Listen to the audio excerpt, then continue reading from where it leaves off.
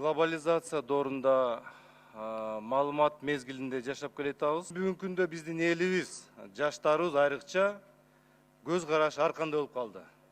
Көз караштар ар кандай болуп калды. Мына мен жогоруда айтып кеттим. Маалымат мезгилинде жашап атабыз.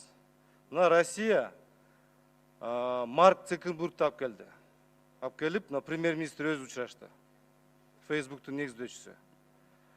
Казакстан Джек Маны 8 жолу алып келди. Жаштар менен учураштырды, бизнесмендер менен учураштырды. Алар өздөрүнүн тажрыйбасы менен бөлүштү. Эгерде биз ушул адамдарды алып келбесек, азыр улар трендовый адамдар дүйнө боюнча. Мына биздин кыргыз балдарыбыз эң ири компания, дүйнөлүк ири компанияларда иштеп атат. Мына Amazon компаниясында Талгар Марлис уулу иштеп атат. Google компаниясында Азамат Бекназаров, Samsung компаниясында Азаматбек Ахмедов, Twitter компаниясында Наргиз Абдувалиева иштеп атат.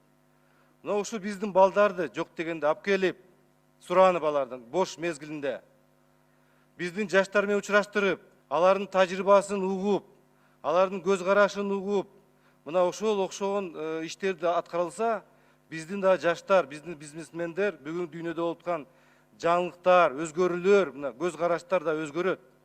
Биздин жаштарыбыздын орусча айткан кругозор кеңейет. Ойлору башкача болуп калат. Алда умтулат. Мына ошо окшогон иштерди жасаш керек.